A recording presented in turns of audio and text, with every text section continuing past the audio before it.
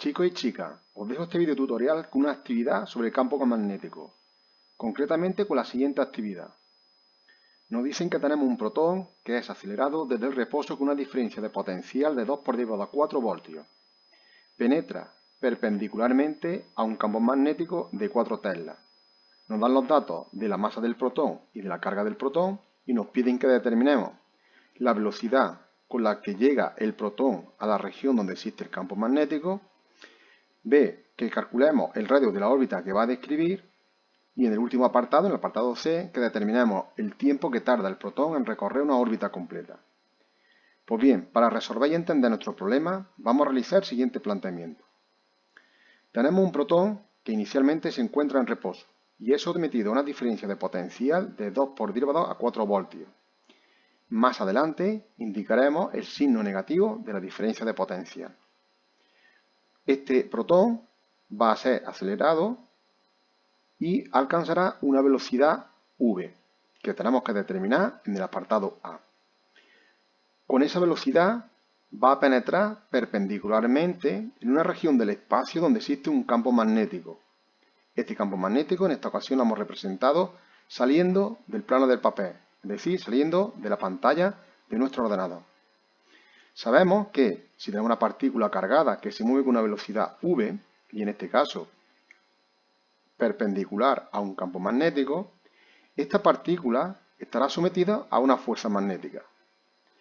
Esta fuerza magnética se puede determinar mediante la ley de Lorentz, que nos dice que la fuerza magnética va a ser igual a la carga multiplicado por el producto vectorial del vector velocidad con el vector campo magnético. La dirección de la fuerza magnética es la perpendicular al plano que forman el vector velocidad y el vector campo magnético. En este caso sería la dirección del eje Z. El sentido viene dado por la regla de la mano derecha o la regla del tornillo, es decir, llevamos el vector velocidad sobre el vector campo magnético por el camino más corto.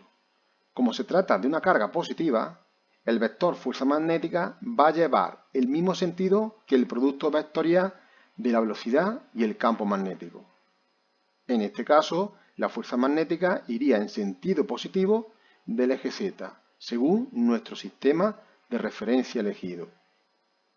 Y el módulo de la fuerza magnética será igual al módulo de la carga por el módulo del vector velocidad por el módulo del vector campo magnético por el seno del ángulo alfa, siendo alfa el ángulo que forman el vector velocidad y el vector campo magnético.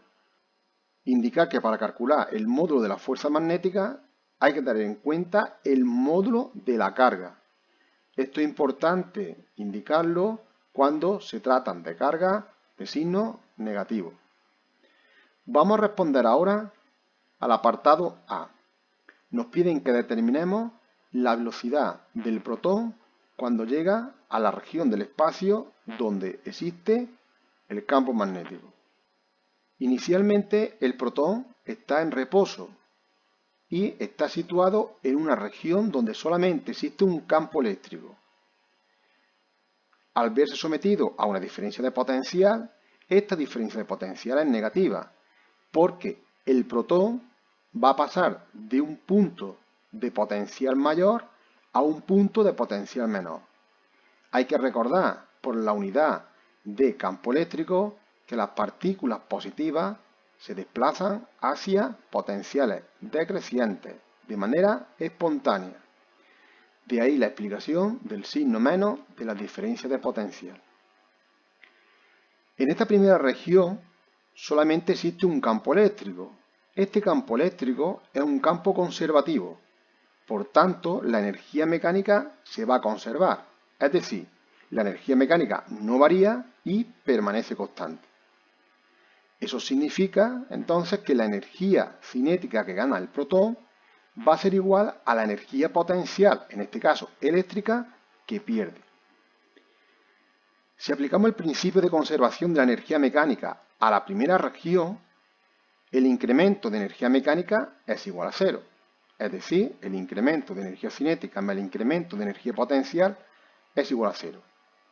Si sustituimos el incremento de energía potencial eléctrica como el producto de la carga por la diferencia de potencial, sustituimos la expresión de la energía cinética final y la inicial, operamos matemáticamente despejando la velocidad y sustituyendo nuestros datos, obtenemos que la velocidad con la que el protón va a llegar a la región donde se encuentra el campo magnético es de 1,96 por 10⁻⁶ metros partido segundo. Ahora vamos a responder al apartado B. Nos piden que determinemos el radio de la órbita que va a describir el protón.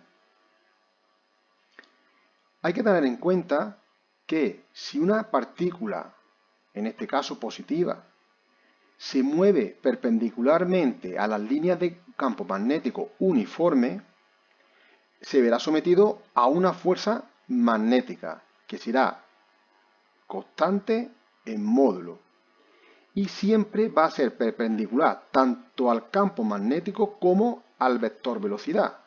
Por tanto, la partícula, en este caso el protón, va a describir un movimiento circular y uniforme.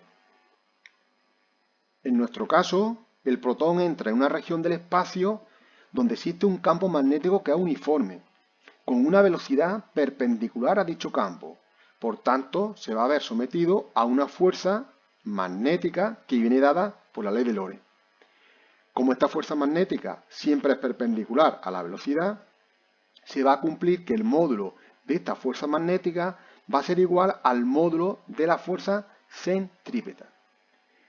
Si aplicamos la segunda ley de Newton, lo que tenemos es que el módulo de la fuerza magnética es igual al módulo de la fuerza centrípeta.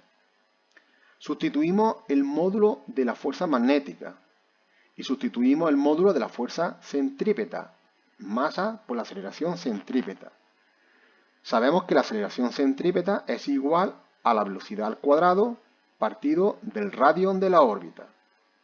También sabemos que alfa es 90 grados, porque v y b, el vector velocidad y el vector campo magnético, forman un ángulo de 90 grados. Por tanto, el seno de 90 es igual a 1.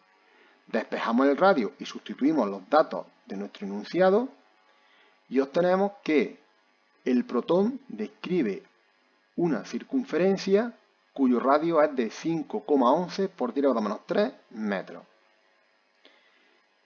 Indicar, como podemos ver en nuestro dibujo, en nuestro esquema, que según nuestro sistema de referencia, el sentido de giro de nuestra carga, en este caso el protón, es un sentido horario.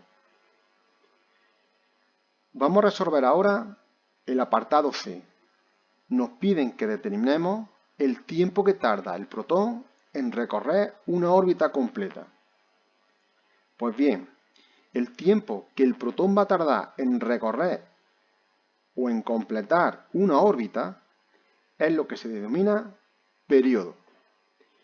Para calcular el periodo vamos a relacionar el movimiento lineal con el movimiento angular. En primer lugar, vamos a tener en cuenta que la velocidad lineal es igual a la velocidad angular por el radio de la órbita. Sustituyendo nuestro dato de la velocidad que hemos calculado anteriormente y el radio de la órbita que también lo hemos calculado anteriormente, despejando la velocidad angular obtenemos 3,84 por 10⁸ radianes partido segundo. Por otro lado, sabemos que la velocidad angular es igual a 2pi partido el periodo.